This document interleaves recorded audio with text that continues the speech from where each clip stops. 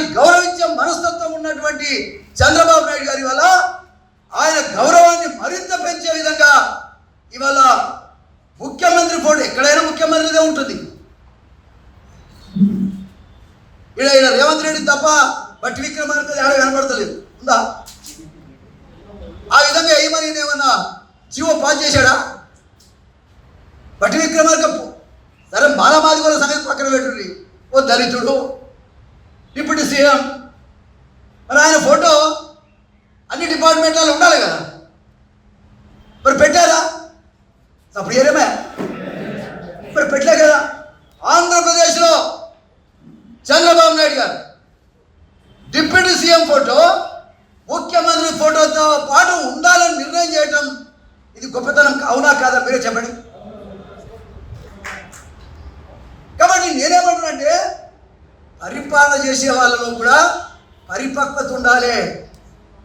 పరిపక్వత లేకపోతే వ్యవస్థ నాశనం అయిపోతుంది. ఇవాళ కాపులంతా ఏకమైతే డిప్యూటీ సీఎం అయింటాయా, రేపు మాదిగలంతా ఏకమైతే ఈ రాష్ట్రాన్ని అన్ని రంగాల్లో ముందుకు పోయేటువంటి పరిస్థితి వస్తుంది. అరే ఈ 3 కోట్లు ఉంటే 1 కోటి మంది మనమేమో నాయన, మీరు అర్థం చేసుకోవాలి.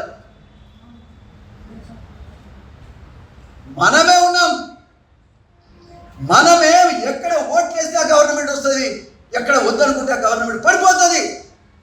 ఆ స్థాయిలో 80 లక్షల మంది మాదిగలు ఉన్నాం. ఈ ఓటు ఎటేస్తే గెలుస్తున్న విషయాన్ని ఇవాళ మనం చాటి చెప్పవలసిన అవసరం ఉంది.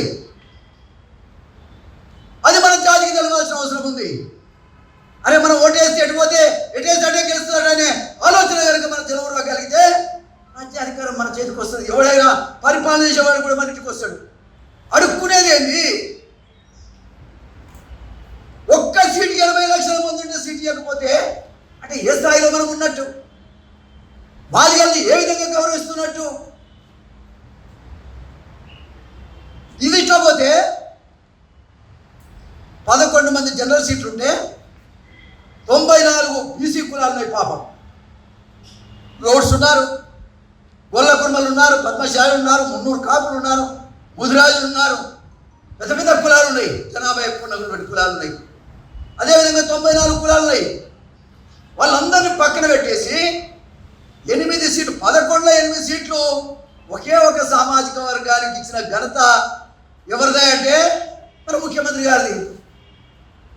నాకు వ్యక్తిగతంగా వారి మీద వ్యతిరేకత లేదు. వ్యవస్థాపరంగా తప్పుడు సిద్ధాంతాలు, తప్పుడు ఆలోచనతో పోతున్నావు కాబట్టి ఇవాళ 14-15 గెలవాల్సినటువంటి కాంగ్రెస్ పార్టీ ఎన్ని గెలిచింది ఇవాళ?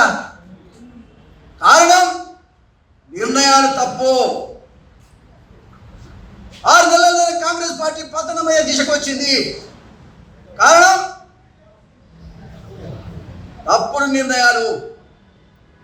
కాబట్టి నేనేమంటున్నానంటే ఇది ఎంతవరకు సమంజసం? ఈ యొక్క పరిపాలనా విధానంలో తప్పులున్నాయి కాబట్టి 8కి దిగజారింది.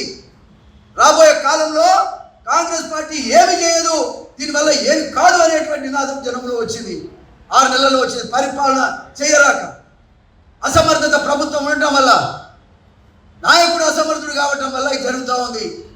దీన్ని సరిచేద్దామని అనుకుంటే అలాంటి వాళ్ళందరినీ పక్కన పెట్టేటువంటి పరిస్థితి. నాకెవడిచ్చేదేమన్నా? నేను 6 సార్లు ఎమ్మెల్యే కాగలిగాను, మంత్రిని కాగలిగాను. ఎవడెదురొచ్చినా కూడా అడ్డం నిలబడి పోరాటం చేయడమే నాకు తెలుసు తప్ప తల దించినటువంటి సందర్భం లేదు రాజకీయాల్లో కూడా.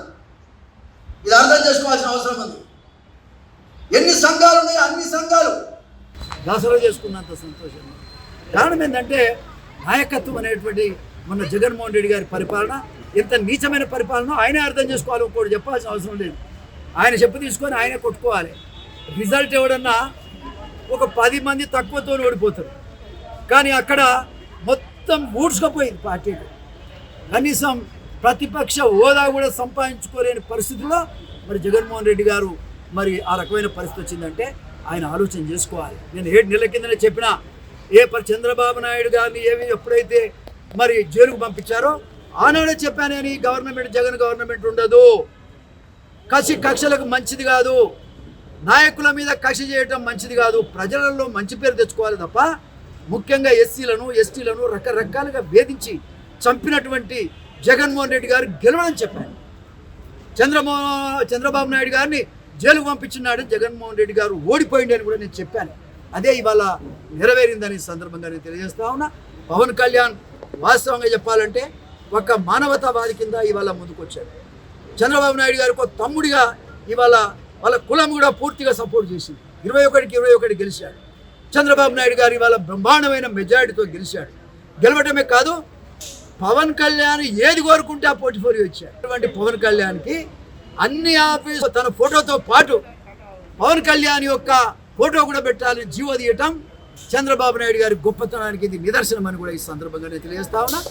మాదిగ కులంలో కూడా ఒక అమ్మాయి, ముఖ్యంగా అనిత అనేటువంటి మా జాతి బిడ్డకు ఇవాళ హోమ్ పోర్ట్ఫోలియో కూడా ఇచ్చారు. అది చాలా గర్వంగా నేను ఫీల్ అవుతా ఉన్నా.